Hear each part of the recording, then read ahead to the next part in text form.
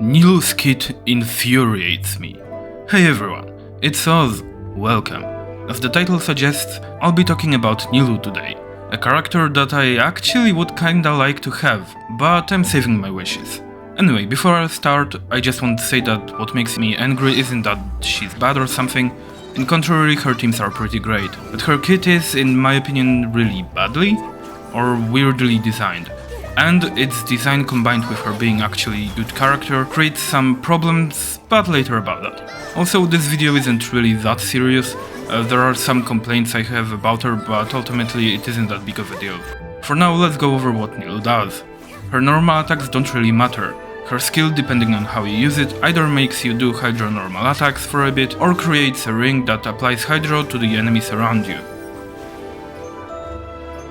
Her burst deals some AoE Hydro damage. None of these abilities do that much really. You just have to use your skill every 30 seconds or so, and that's because pretty much entire utility of Nilou lies in her passives. First of them makes it so that if your team consists of only Dendro and Hydro characters, your skill gives your party 30-second buff that provides 100 elemental mastery, and makes it so that the bloom your team produces will become bountiful cores, which will explode more quickly and have a bigger radius of the explosion than the normal blooms. Now, there's one problem already, and that's the fact that you have to have only Hydro and Dendro characters in the team. You can't have someone like Kazuha to group up the enemies, or a Cryo characters to also freeze them. You must have only Dendro and Hydro, which feels unnecessarily restrictive.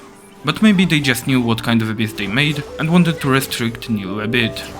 Alright, her second passive.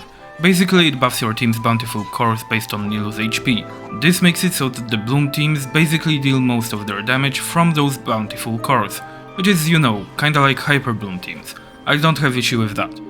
Alright, so why does Nilou's kit annoy me? Well, I have a couple reasons for that. First of all, her kit is pretty much just her passives. Of course, you have to use her skill, and using burst is alright too, but they don't really do that much. The most important part of her abilities is that her skill activates the passive for 30 seconds. It's a rather unique design, and it's kind of a neat idea I guess, because as far as I know that's the only character that works like that. But it is just kinda hard to wrap my head around having two kinda bad abilities. Sure, her skill applies Hydro to the enemies around, which, you know, Hydro is needed to produce blooms.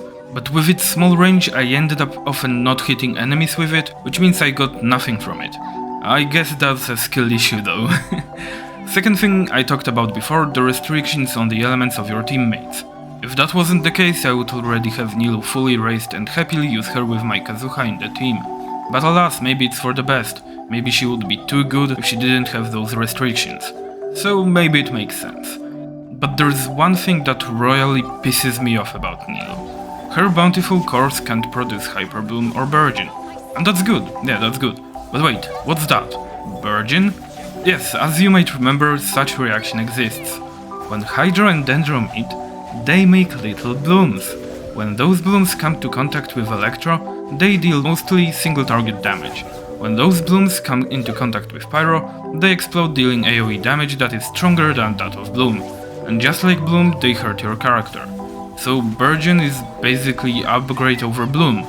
But Nilou completely outclasses Virgin, making Bloom, which is, let's say, a step towards Virgin, a better reaction than Virgin itself. And I think it makes no sense at all. I mean, sure, Nilou is themed around Goddess of Flowers, so of course she utilizes Bloom and all, but it feels like they made a new reaction that there's basically no hope for, like 2 patches after its release. And sure, it's been the case for some older reactions too, like Shatter, Burning, Crystallize. But it's been 2 years and Hoyoverse should have learned something by now. Virgin is in such a stupid spot right now because it doesn't have any character that is great at triggering it, like Hyper Bloom has Raiden and Cookie. You have Toma, but he does need energy recharge to reliably proc Virgin, and that comes at the cost of his EM. And now, 1 patch after Virgin's release, they introduced a character that makes that reaction obsolete because Nilou Bloom is just much better. Bountiful cores also deal less damage to your character than Virgin. So if you want to use AoE Dendro reaction team, you pretty much just should get Nilou. Ultimately what it really boils down to is that I like Pyro and find Virgin to be prettier than Bloom, and that's why I don't like that bountiful cores exist and outclass Virgin reaction. And I guess they could have just made something different with Virgin, instead of creating another dead reaction. Having said all that, Nilou teams are pretty great, look quite fun to play, and I'm kinda considering getting her. But I still have some time to think before the banner ends. Anyway, that's it for the rant. I hope you enjoyed it.